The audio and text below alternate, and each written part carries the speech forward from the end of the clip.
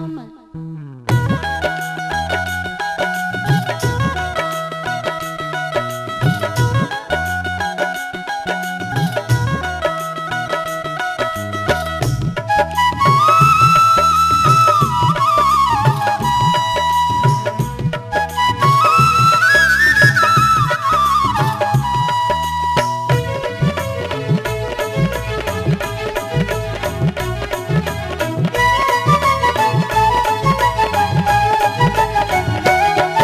निभाह लियो समधी प्यारे नई नई रिश्तेदारी।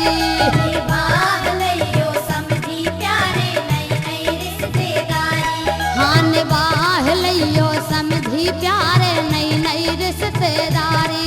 निभाह लियो समधी प्यारे नई नई रिश्तेदारी।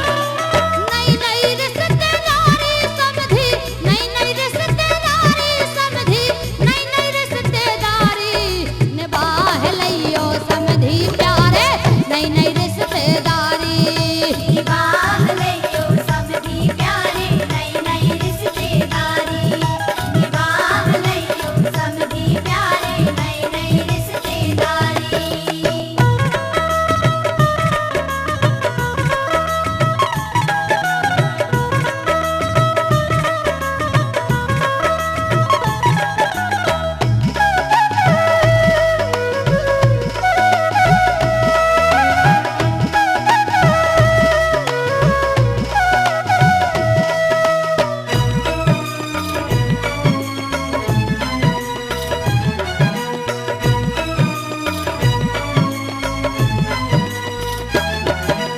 हमरे पास कछु धन नैया बिटिया ती बस कई ठैया राख रहियो अपनी छैया। हमरे पास कछु धन नैया बिटिया ती बस कई ठैया राख रहियो अपनी छैया। तुम्हें राम ने सब कुछ दो है, तुम्हें राम ने सब कुछ दो है, खुशी भई है भारी। निभाह लियो समधी प्यारे नई नई रिश्तेदारी। निभाह लियो समधी प्यारे नई नई रिश्तेदारी। हाँ निभाह लियो समधी प्यारे नई नई रिश्तेदारी। निभाह लियो समधी प्यारे नई नई रिश्तेदारी। निभाह लियो समधी प्यारे नई नई रिश्तेदारी।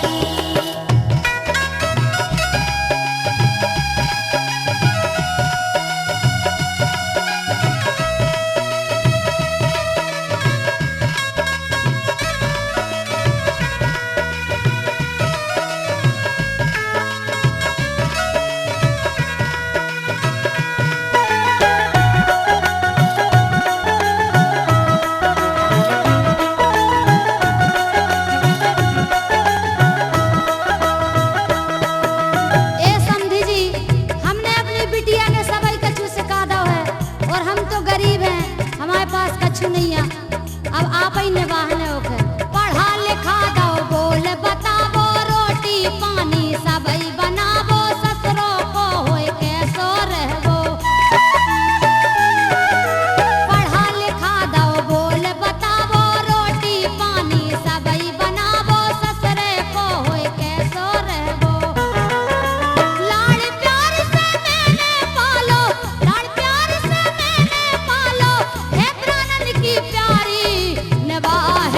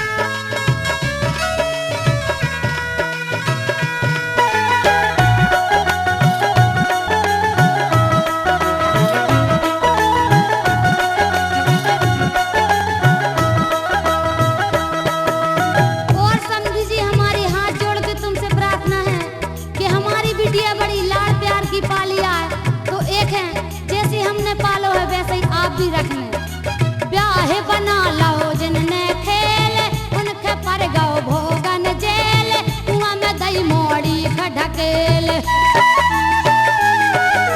ब्याह बना लो जिनने खेल उनके पर गो भोगन जेल कुआं में दो मोड़ी ढकेल बिंदु बात हंसी में न टालो बिंदु बात हंसी में न टालो संजोगा रही गारी निभाह लियो समधी प्यारे नई नई रिश्तेदारी निभाह लियो समधी प्यारे नई नई रिश्तेदारी हाँ निभाह लियो समधी प्यारे नई नई रिश्तेदारी निभाह लियो समधी प्यारे नई नई रिश्तेदारी नई नई रिश्तेदारी समधी नई नई रिश्तेदारी समधी नई नई रिश्तेदारी निभाह